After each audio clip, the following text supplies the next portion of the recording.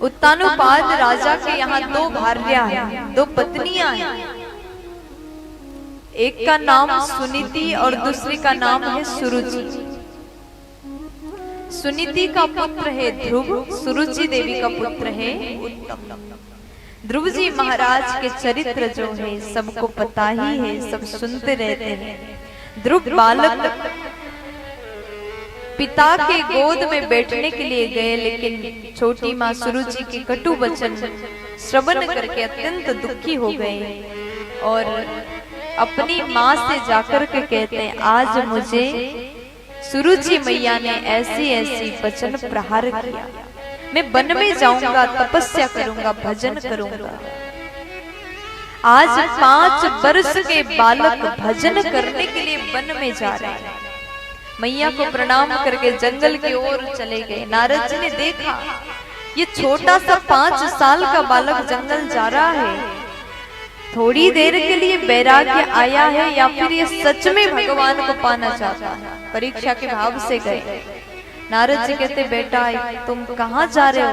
ध्रुव जी बोले, जंगल जा रहा हूँ तपस्या करने के लिए। नारद जी बोले कि ये उम्र तो घर में रह कर के माता पिता के पास में रहने का, खाने का, खेलने का उम्र है। अभी जंगल में जाकर के कैसे तप करोगे? बड़े बड़े जानवर, जंगली जानवर वहां रहते हैं। लेकिन आज ध्रुव जी कहते हैं, नारद जी आप अपने आप को नारद जी बता रहे हैं, लेकिन आप मुझे भगवान की ओर नहीं, संसार की ओर धकेल रहे हैं। आप नारद जी नहीं हो सकते। नारद जी महाराज समझ गए ये बालक कोई साधारण बालक नहीं है और ये सच में भगवान को पाना चाहता है। अब नारद जी महाराज समझ गए। फिर उसके बाद में ध्रुव बालक को उपदेश देते, भगवान कैसे दिखते हैं, भगवान के स्वरूप का वर्णन करते हैं।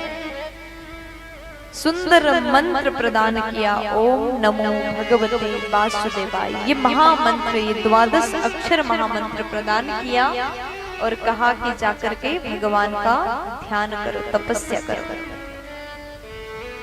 तत्तात गच्छ भद्रम ते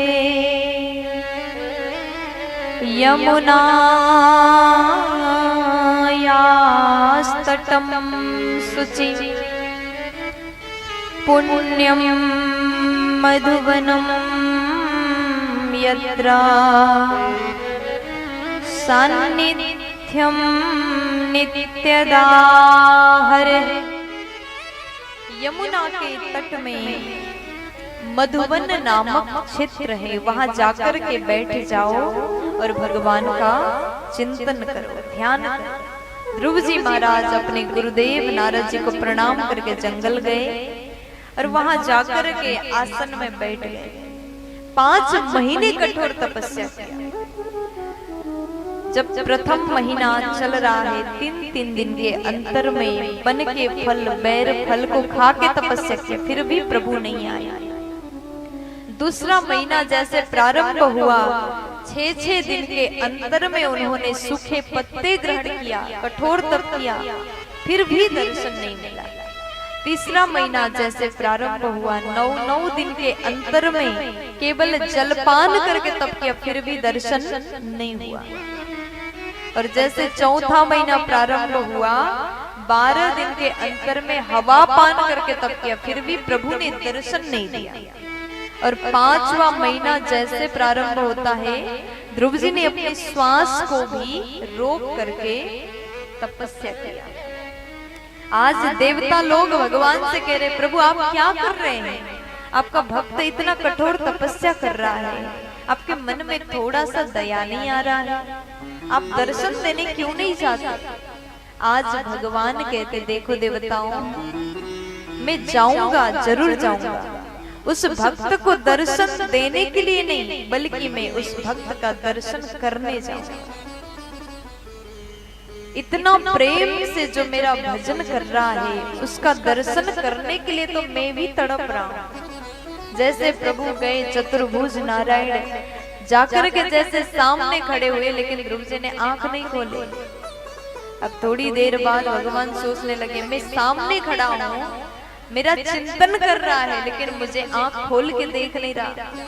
तब भगवान ने ध्रुव जी के मन में जो छवि था उसको हटा दिया। ध्रुव जी ने तुरंत जैसे अपने नयन को खोला, सामने चतुर्भुज नारायण को देख करके अत्यंत धन्य हो गए।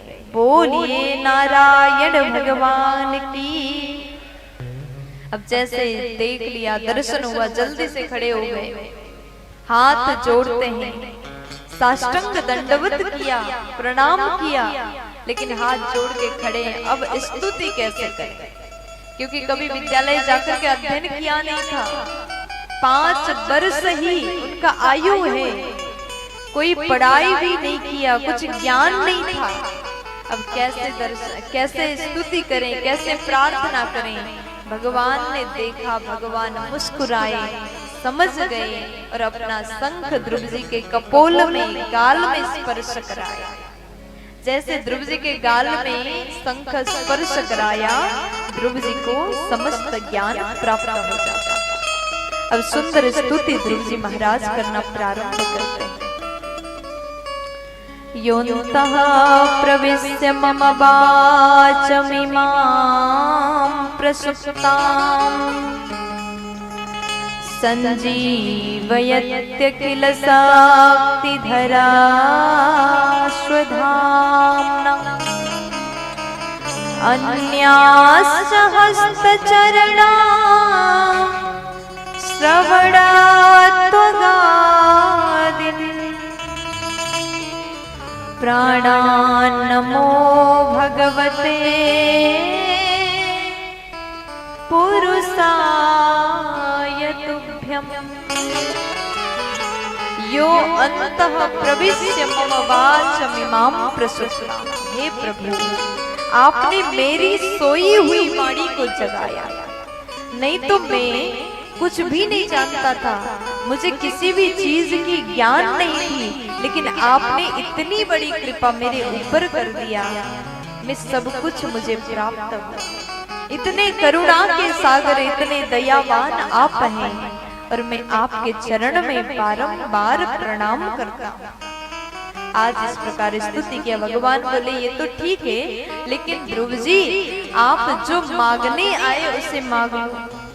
ध्रुव जी कहते हैं प्रभु, जिसने एक बार आपको पा लिया उसके मन में फिर किसी और चीज की चाह नहीं हो सकती। अब मुझे कुछ भी नहीं चाहिए, बस आप मिल गए, अब कुछ नहीं चाहिए।